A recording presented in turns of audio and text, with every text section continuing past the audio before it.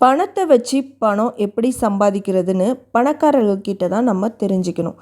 பணக்காரர்களாக இருந்தவங்க இந்த மாதிரி புக்ஸ் நிறைய எழுதியிருக்காங்க. அந்த புக்ஸ் எல்லாம் ரெஃபர் பண்ணி பார்க்கும்போது நமக்கே சில ஷாக்கிங்கான விஷயங்கள்லாம் தெரிய வந்தது.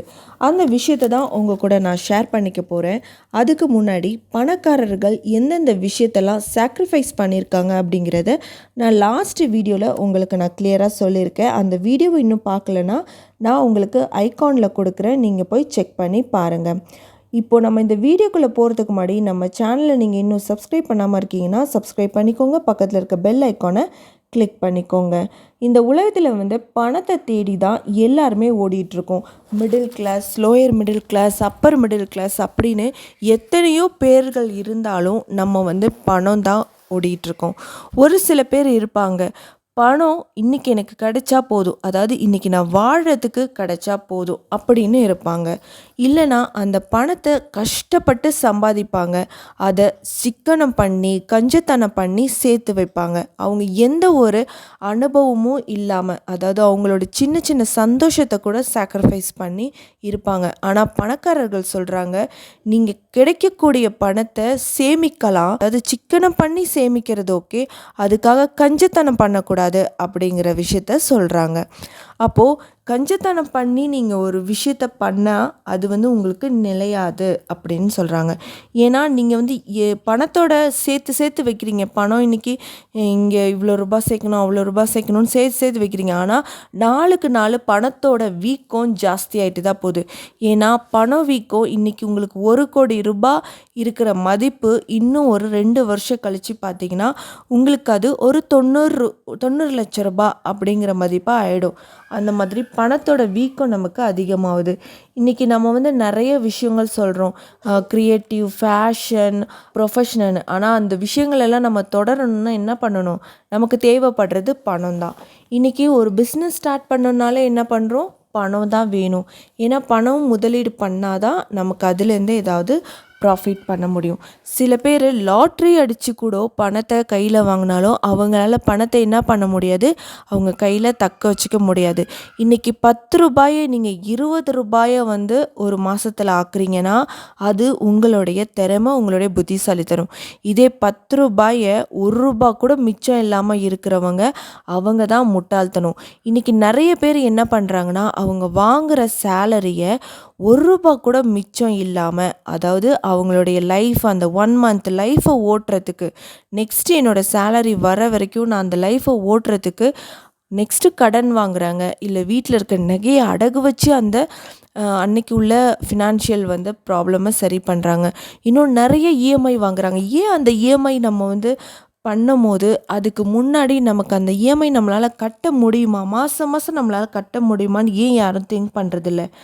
அன்னைக்கு அவங்களோட சந்தோஷத்துக்காகவும் ஆசைக்காகவும் என்ன பண்ணிடுறாங்க, அவங்க அந்த இஎம்ஐ வாங்கிடுறாங்க.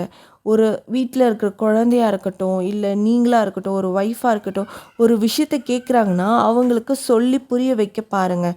அவங்க கேட்குறாங்கங்கிறதுக்காக நீங்கள் கஷ்டப்பட்டாது நான் அதை வாங்கி கொடுக்கணும்னு நினைக்கிறத விட்டுட்டு, அவங்க கேட்கும்போது அதுக்கு டைம் எடுத்து நம்ம பண்ணலாம். அந்த மாதிரி விஷயங்களை நீங்கள் தவிர்க்கணும்.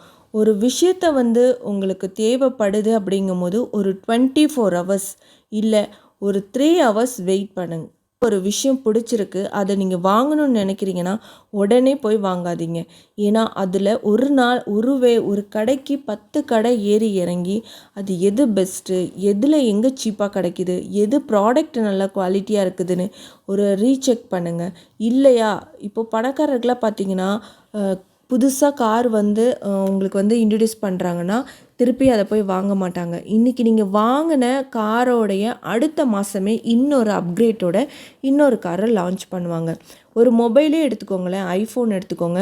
அதே செக்யூரிட்டி, நம்ம ஐஃபோன் வாங்குறது எதுக்காக? செக்யூரிட்டி பர்பஸ், ஸ்டோரேஜ் அப்படி இப்படின்னு. உங்களோட மொபைலில் அதிகபட்சம் என்ன இருக்குன்னு பார்க்குறீங்க? நம்ம அக்கௌண்ட்டில் ஏதோ 1000 2000 இருக்க போகுது. இன்னொன்று என்ன இருக்க போகுது, ஏதாவது ஃபோட்டோஸ் இருக்க போகுது, அவ்வளோதான். ஆனால் இந்த செக்யூரிட்டிக்காக நான் ஃபோன் வாங்குகிறேன் அப்படின்னு நீங்கள் சொல்கிறீங்களா? கிடையாது. ஏன்னா மற்றவங்க ஃபோன் வச்சுருக்காங்க, மற்றவங்க ஐஃபோன் வச்சுருக்காங்க. இந்த முன்னாடி நம்ம படிக்கும்போது யாராவது ஒருத்தவங்க வச்சுருப்பாங்க ஐஃபோனு. ஆனால் இன்றைக்கி நம்ம கூட்டத்தில் 4 பேர் இருந்தாங்கன்னா அதில் 3 பேர் ஐஃபோன் வச்சுருக்காங்க. ஏன்னா எல்லாருமே ஐஃபோன் வாங்குறாங்க. அதில் இருக்கிற ட்ராபேக்ஸ் தெரிஞ்சும் கூட ஐஃபோன் வாங்குறாங்க. ஐஃபோன் வச்சுருந்தாலே ஒரு கெத்து, ஒரு நம்மளுடைய சொசைட்டியில் வந்து நம்மளை வந்து ஒரு பெரிய ஒரு ஆளாக நினைக்கிறாங்கன்னு அவங்களே அவங்க மைண்டு வந்து க்ரியேட்டிவாக திங்க் பண்ணுது. அந்த மாதிரி நீங்கள் யோசிக்காமல் 1,50,000 கொடுத்து இன்றைக்கி நீங்கள் ஒரு ஃபோன் வாங்குறீங்க. அடுத்த மாதமே அதில் ஒரு சின்ன சேஞ்சஸ் பண்ணி திருப்பி ஒரு 1,60,000 என்ன பண்ண போகிறாங்க, ஒரு ஃபோன் லான்ச் பண்ண தான் போகிறாங்க. இதை விட அது பெஸ்ட்டுன்னு உங்களுக்கு அடுத்தது தோணும். அடுத்தது அதை நீங்கள் வாங்கணும் அப்படின்னு நீங்கள் பண்ணும்போது இன்னும் ஒரு மாதம் கழித்து இன்னொரு ஃபோன் லான்ச் பண்ணிகிட்டே தான் இருப்பாங்க. அப்போது அவங்க உங்களுடைய ஆசையை தூண்டிட்டு தான் இருக்காங்க. அதுக்காக உங்களுக்கு தேவைன்னு அர்த்தம் கிடையாது. அவங்களுடைய விளம்பரத்தையும் அவங்க பிராண்டுக்கு மேலே இருக்கிற அந்த க்ரியேட்டிவை தான் அவங்க வந்து பில்ட் பண்ணியிருக்காங்க. அதில் அவங்க சக்ஸஸ் ஆகியிருக்காங்க. நீங்கள் இங்கே வந்து இஎம்ஐ காசு தேவையில்லாமல் வாங்கி அடுத்தவங்களுடைய சந்தோஷத்துக்காக வாங்கி நீங்கள் அதை உங்களோட சந்தோஷத்தை இழந்துட்டுருக்கீங்க. நீங்கள் உங்களை பணக்காரங்களாக காமிக்கணுங்கிறதுக்காக தான் இந்த மாதிரி பொருட்களை வாங்குறீங்க.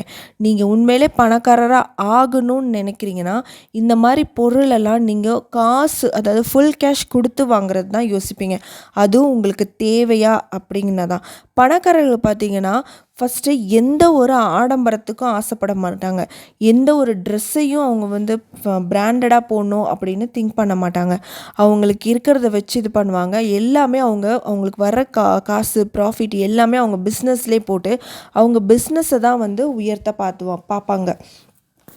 அதுக்கப்புறம் அவங்க ஒரு செட்டில் ஆனதுக்கப்புறம் இவங்க இல்லைனாலும் அந்த ஒர்க்கு நடந்துகிட்ருக்கு அப்படிங்கும்போது அந்த டைமில் இவங்க என்ன பண்ணுறாங்க, இவங்க ஃபுல் கேஷ் கொடுத்து இவங்களுக்கு தேவையான BMW இல்லை ஐஃபோனோ அப்போது அந்த ஸ்டேஜுக்கு அதுவும் அவங்களுடைய தேவை வரும்போது தான் அவங்க அதை பண்ணுறாங்க. மற்றவங்க நம்மளை பார்க்கணுங்கிறதுக்காக அவங்க பண்ணுறது கிடையாது. நீங்கள் மற்றவங்க என்ன பண்ணுறாங்கன்னு நீங்கள் பார்த்துட்டு இருந்தீங்கன்னா உங்கள் லைஃப்பில் நீங்கள் இன்னும் கீழே போயிட்டுருப்பீங்க. உங்களை யாரும் பார்க்க மாட்டாங்க. நீங்கள் மற்றவங்கள பார்த்துட்டே இருக்க வேண்டியது தான். அதனால் நீங்கள் வந்து பார்க்கும்போது உங்கள் வீட்டில் எல்லாம் இருக்குது, கையில் ஐஃபோன் இருக்குது, இவனுக்கு என்னடா அப்படின்னு தான் அவங்களுக்கு தோணும். ஆனால் நீங்கள் அந்த மாதம் நீங்கள் கட்டக்கூடிய 1,00,000 சேலரி வாங்கிட்டு 80,000 நீங்கள் இஎம்ஐ லோன் இப்படி கட்டிகிட்டு இருந்தீங்கன்னா 20,000 உங்களால் ₹1 கூட சேவ் பண்ண முடியாது. நீங்கள் வேறு எந்த ஒரு விஷயத்துக்கும் இன்வெஸ்ட் பண்ணக்கூட முடியாது. ஸோ இந்த மாதிரி மற்றவங்களுக்காக வாழறதை நிறுத்திட்டு உங்களுக்கு என்ன தேவையோ உங்களோட சின்ன சந்தோஷத்தை பூர்த்தி பண்ணிக்கோங்க. அதுக்காக கஞ்சித்தனம் பண்ணணும்னு சொல்கிறதில்ல. உங்கள் சின்ன சந்தோஷத்தை பூர்த்தி பண்ணுங்கள். அதுக்கான தேவைகளை சேவிங்ஸை வந்து ஸ்டார்ட் பண்ணி அந்த விஷயத்தில் நீங்கள் உங்களுடைய சந்தோஷத்தை மாற்றிக்கோங்க. இந்த மாதிரி வீடியோஸ் வந்து நிறைய பார்க்குறது மூலிமா உங்களுக்கும் மோட்டிவேஷனாக இருக்கும். இந்த வீடியோ பிடிச்சிருந்தால் லைக் பண்ணுங்கள், ஷேர் பண்ணுங்கள். மறக்காமல் நம்ம சேனலை சப்ஸ்கிரைப் பண்ணிடுங்க.